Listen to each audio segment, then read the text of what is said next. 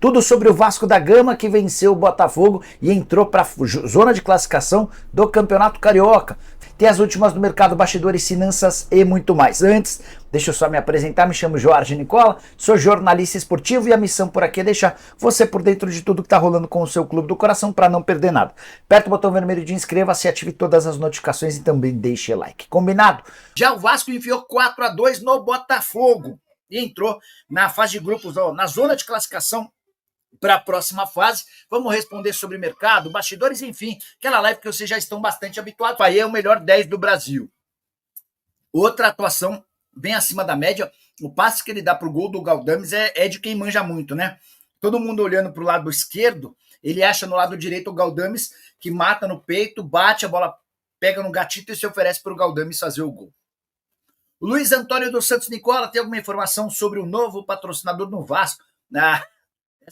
Essa aqui eu já não caio mais, Luiz. A sim, pois é.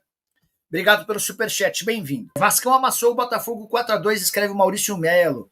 Boa noite, Nicola. Uma observação. Tem muitos jogadores bons no Novo Horizontino e outros clubes do nosso interior paulista. O que impede de contratar são bons e baratos.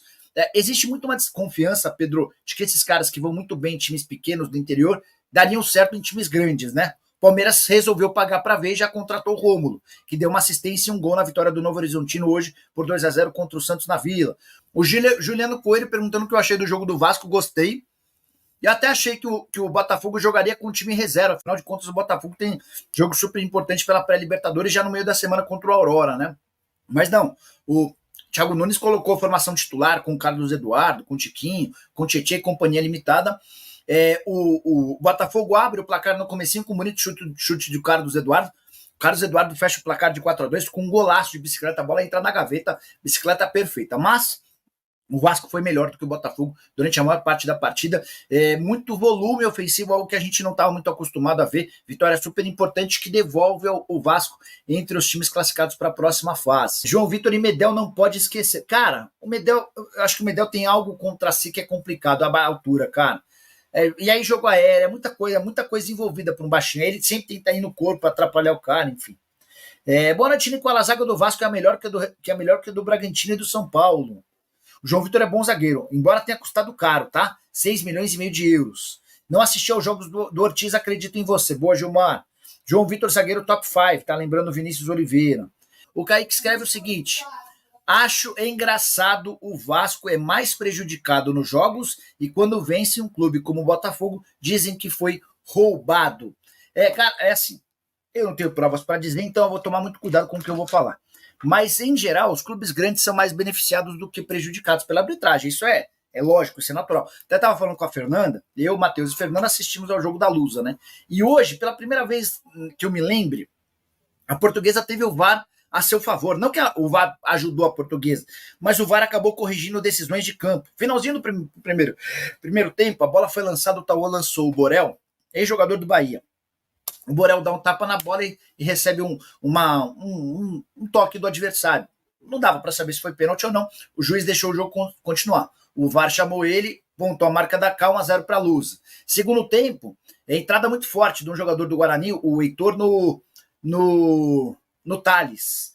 O lance pareceu forte, mas para amarelo. O juiz deu amarelo. O árbitro de vídeo chamou e aí expulsou o jogador do Guarani. Então, assim, eu, como torcedor da Lusa, sei que hoje a Portuguesa não é um time grande. Já foi um dia, então hoje não é mais. Então, na dúvida, os caras prejudicam a Portuguesa. Na dúvida, os caras deveriam ajudar o Vasco, não prejudicar contra times menores. Mas aí que eu quero chegar, né? Eu falei tudo isso só para contextualizar. O Vasco foi o único clube do Campeonato Carioca que não assinou o contrato indicado pela FERJ, Federação de Futebol do Estado do Rio de Janeiro. Todos os outros se acertaram com esse contrato, que certamente a ausência do Vasco causa um prejuízo para a FERJ, para o campeonato, o Vasco transmitindo seus jogos como mandante em outras operadoras, e eu acho que na dúvida, talvez até com uma sugestão, uma recomendação, os caras estão prejudicando o Vasco. Tá? Isso está muito claro. O Vasco chegou a pedir um árbitro FIFA fora do Rio de Janeiro, não foi atendido. Achei que a atuação do árbitro de hoje foi boa, tá? Depois eu pego o nome, esqueci o nome do árbitro. É conhecidão, não é novo não, tá? O Eduardo tá escrevendo que o Léo Jardim é o melhor goleiro do Brasil. Hoje ele até falhou num lance, bola levantada na área, mas é muito bom goleiro, concordo. O do juiz de hoje. Vocês gostaram? Vocês acharam que ele foi mal? Achei que foi Foi normal. Arildo Braga, mimimi do cacete, Nicola. Hoje o gol anulado do Botafogo é extremamente duvidoso e foi favorável ao Vasco. O Arildo tá bravo com Wagner Magalhães. Danilo Barcelos, lá tá essa que eu já li. Moisés Alves, onde é que você viu essa notícia? Então, não achei também essa notícia do Danilo Barcelos. Vasco precisa de um atacante para jogar com o Verratti. Mensagem do Gustavo Dicêncio, eu concordo. Verratti que marcou 2 gols hoje. Se bem que o segundo não dá para atribuir a ele, né, cara? Para mim é gol do Gatito contra. Ele chuta a bola, bate na trave, bate nas costas do Gatito e entra. Nicola, quem é melhor goleiro atuando no Brasil hoje? Atualmente. Pedrinho Siqueira. Pedrinho, o Everton e Cássio já viveram momentos melhores, tá? Eu não colocaria nenhum dos dois. Rossi não me passa confiança, tem falhado bastante. Cabral também não. Talvez o goleiro do Atlético Mineiro. Difícil, boa pergunta, cara. Vocês têm palpite? Quem que é o melhor goleiro? Hoje tem que ter alguém, né? Qual que é o melhor goleiro em atividade hoje? Árbitro para o jogo do Vasco, Wagner Nascimento. Exatamente isso aqui, tá? Iron Alves, boa noite, Nicola. Fala do meu Vasco, nem especulações não está tendo mais. É verdade. Alguns nomes que surgiram nos últimos dias foram descartados pela minha fonte. Eu estava conversando com essa pessoa, perguntei, por exemplo, sobre Gustavo Mosquito, descartou. Perguntei sobre Luiz Adriano, a pessoa disse que o Alexandre Matos tem uma ótima relação com o Luiz Adriano, mas é um nome que certamente não seria aprovado pela 777, tá? João Paulo é o melhor no momento, tá escrevendo Wesley Serafim se referindo ao goleiro do Santos. O Digim tá dizendo que é o Jardim, pode ser o Jardim, pode ser. O 777 também. Marcos Felipe é o melhor goleiro, escreveu Edinaldo Jesus. Cara, eu tinha no Marcos Felipe um goleiro que passava pouquíssima confiança. Mas, de fato, desde a temporada passada já melhorou bastante. Segura o meu Vascão, escreve o Vinícius Oliveira, assim como a Luz, o Vasco entrou na zona de classificação para a próxima fase, hein? O Lápis está dizendo que o Léo Jardim é o melhor goleiro na atividade do Brasil. Pode ser. Vocês me convenceram. Nicola, o Vasco está negociando alguma contratação? Imagino que sim, Fagner. Mas o processo é tão burocrático, é tão lento, é tão demorado, que não dá para dizer quem vem. O que eu posso dizer é quem não vem. Não vem. O Mosquito não vem. O Luiz Adriano não vem. Esses foram 2 nomes que surgiram recentemente, tá? Fabrício Valentini, boa noite, Nicola. Quando acaba o contrato de pay-per-view com a Globo? Tá? Há uma mobilização do Vasco ou de outros para não renovar devido ao divulgado hoje? Então, Fabrício, o contrato dos clubes brasileiros com a Globo se encerra agora, nesse ano de 24. Foi por isso que criaram a Libra, foi por isso que criaram o Forte Futebol, para tentar vender em grupos esses direitos de transmissão a partir de 25. Só que a Libra já tem um acordo avançado com a mesma Globo, para dividir uma grana maior, 1,3 bi só para 9 clubes, só que a divisão vai continuar bastante desigual, tá? Se você não viu o nosso vídeo, sugiro que você veja, eu conto todos os detalhes de como é que está funcionando a divisão, como é que funcionou a divisão da grana no Brasileiro do ano passado.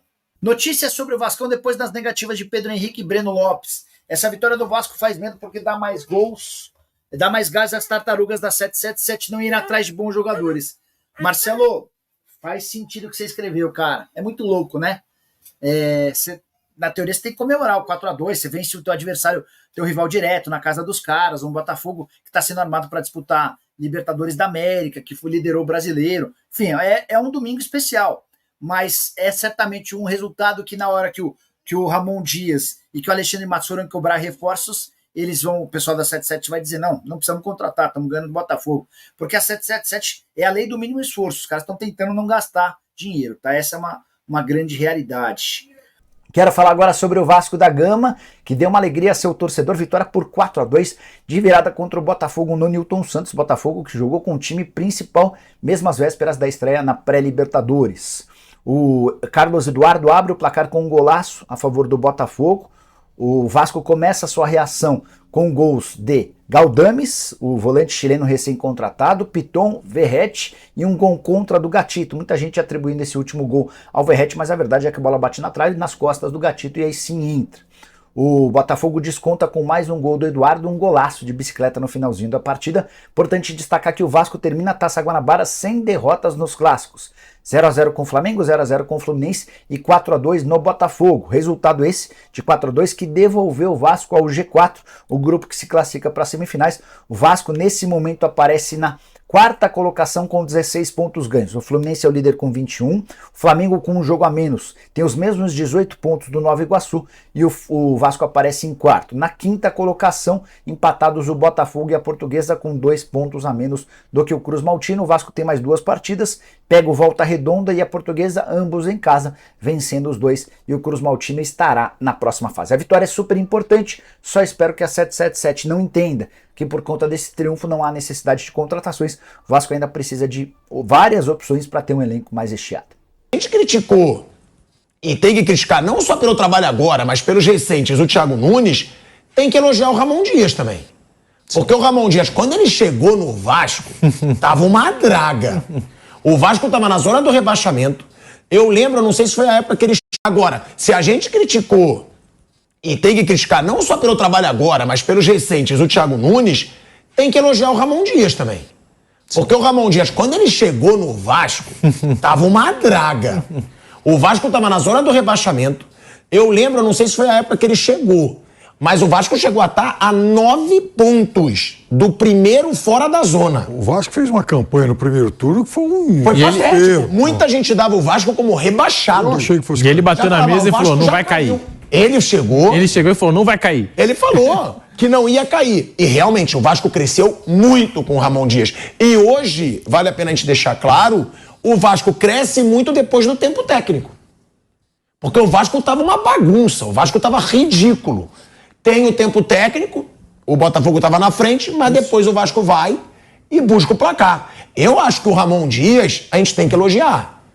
Né, Piperno, Pedrinho, sim, Fábio, ele faz um belo trabalho de recuperação no Vasco, sim. O Vasco, quando ele chegou, era um catadão. Era um catadão. O Vasco não jogava nada, o Vasco perdia, era um vexame. E assim, caminhava para mais um rebaixamento. E ele muda a história do Vasco. E não é só mudar a história no campeonato, não. O que o Ramon Dias fez vai ter impacto na vida do Vasco nesses próximos anos. Porque, veja, se o Vasco é rebaixado de novo, seria o 5º rebaixamento. E o primeiro nessa era SAF, por um negócio SAF à frente do Vasco, seria uma tragédia isso. Né? O impacto a gente nem tem como dimensionar. Mas não, ele consegue dar essa reviravolta. Fantástico isso. Mas ele consegue dar essa reviravolta e salva o Vasco. E agora o Vasco voltou a ser um time grande, normal. Vai ganhar aqui, perde ali e tal. Mas não é mais o Vasco da gama dos muitos vexames, né? Mudou isso aí. Eu acho bom esperar um pouquinho ainda. Não. Melhor esperar um pouquinho. Ah, mas Flávio, ó, eu concordo. Melhorou, mas um pouquinho. Mas quando a gente tem que criticar, a gente critica. Ó, o Rodrigo Arbex, meu amigo vascaíno, que tá de olho sempre, ele me mandou uns dados aqui e que tem que dar moral sim, ó. O Vasco da Gama com o Ramon Dias tem só 3 derrotas. Não, como? Nos últimos 20 jogos. São 10 vitórias, 7 empates e 3 derrotas, pô. Para um time que quando ele chegou era uma bagunça. Não, especificamente o Ramon, sim, eu tô falando o Vasco como todo, né? História de SAF e tal, não sei o quê. Que time é esse? Que nível esse time vai atingir? O que se pretende? O próprio Botafogo já não tem claro muito o que se pretende. Nós sabemos que existem SAFs apenas de revelação de jogadores, algumas para fazer negócios. Não são todas as SAFs montadas para ganhar títulos. Né? Algumas não tem, é um negócio. Não, eu acho que tem a média empresa, a grande empresa, a pequena empresa. Né? Eu acho que a do Vasco, Flávio, nem vai ser assim um grande sucesso.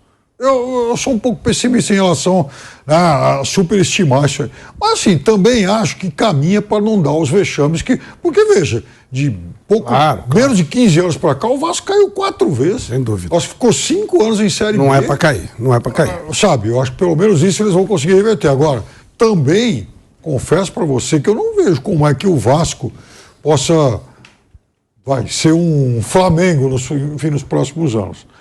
Porque o histórico dessa SAF do Vasco, né, dos outros times que tem pelo mundo, também não nos levam a imaginar isso. Esse é o problema. O Vasco chegou num estado de falência tão grande que ele foi obrigado a pegar o que apareceu. A CVCV não é péssima, mas não é de ponta. Não é do tamanho que o Vasco mereceria ter. Eu fico imaginando, por exemplo, algum dia o Flamengo virar uma SAF. Pô, tem que ser, né? Mega. Qual é o dono do Giant lá dos Estados Unidos? Tem que ser nesse nível. Claro. Um Palmeiras, um São Paulo, um Corinthians. Tem que ser uma coisa assim. E um Vasco também. Agora, se você tá falido, você tá ferrado, você pega o que aparece. O Cruzeiro não foi uma convicção a venda, foi um desespero. O Cruzeiro estava falindo, estava acabando. O próprio Botafogo. Esse é o problema, você chegar tão no fundo do poço.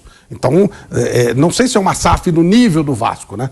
Talvez seja até inferior. Então vai quebrar o galho, vai ser mais ou menos. Agora, ó, eu separei aqui, que eu achei na internet e mandei pro Pedrinho, né, Pedro Henrique, nosso produtor, o domínio do Payet. Gente, o Payet, ele é aquele jogador que você vê que ele é diferente. Ele é diferente, ele é muito habilidoso, ele é um cara muito técnico. O passe dele pro gol, de 3 dedos, foi brincadeira, brincadeira. Agora, olha esse domínio que a gente vai botar aí na imagem. Olha isso. Meu Deus. A gente vai repetir, cara. Bota de novo, Pedrinho, por favor. Tá dando crédito aí pra TNT Esportes. Olha agora. Ele domina de letra e olha como a bola para. É sacanagem esse domínio. E no do Payet. tapetinho, que de repente não é aquele gramado que tá acostumado, né? Ele domina já criando a jogada, né? Não, e ele domina de letra. Ele faz pra mostrar mesmo. Eu sou F. E aqueles caras que eles, quando dominam a bola, ele já criou a jogada, né? De Bruyne, tem um cara diferente. Não quero comparar um com o outro, se bem que eu acho que o Payet tem um nível muito alto, mas o cara quando ele recebe a bola, ele já começa uma nova jogada, não é um domínio. Tudo isso que ele faz, toda essa magia aí, ele tá preparando a jogada. É um negócio...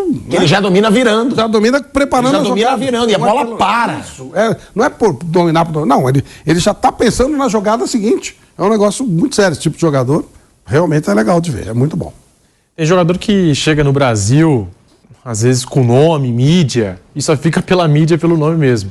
Não é o caso do Payet, porque desde que ele chegou ele vem ajudando o Vasco, muito engajado com o Vasco da Gama, a gente precisa dizer. Parece que ele se ambientou muito bem no ambiente do Vasco, parece que conhece bem o clube Vasco da Gama e está jogando muita bola. Hoje, a gente estava falando aqui do Ramon Dias, gosto muito do trabalho do Ramon Dias. Quando a gente fala em SAF, da possibilidade de reforçar o caixa do clube, de contratar vários jogadores, mercado da bola, que eu sei que tem torcedor que gosta bastante, é claro que eu acho que a principal notícia do Vasco de 2024 é a renovação do Ramon Dias, porque agora ele vai ter um ano já com planejamento, com pré-temporada, vai poder montar o Vasco do jeito que ele imagina, porque chegou no ano passado no meio de um furacão, o Vasco viveu um momento difícil, complicado, de zona de rebaixamento, conseguiu tirar o time dessa situação, agora começa 2024 do zero, podendo montar o time que ele quer e hoje já deu uma boa resposta. Mas, quando a gente olha para os jogadores, eu acho que o Payet é o grande nome do Vasco, não tem como. É o grande nome desse Vasco 2024, tá jogando muita bola, não veio só para ficar pelo nome não, veio para jogar muita bola mesmo. É isso aí, minha rapaziada. O Vascão venceu com autoridade, né? O clássico aí por 4-2, né? No estádio do Botafogo. Mas, como foi dito aí no vídeo, né? A gente não pode achar que tá tudo bem, que tá tudo mil maravilhas e que o Vasco não precisa de reforços, né? Foi até dito aí pelo jornalista Jorge Nicola, né? Sobre isso, que vão falar, o Vasco tá invicto ainda em clássico nesse ano, né? 2 empates e 1 vitória. E foi uma vitória de virada com o Vasco jogando muito bem. Gostei muito do estilo de jogo do Vasco, né? E não pode cair nessa armadilha, né? De achar que tá tudo bem, de que não precisa ser reforçado, que precisa ainda trazer um ou outro jogador para reforçar ali o meio campo, né? Então o Vasco precisa de reforços para melhorar o seu elenco.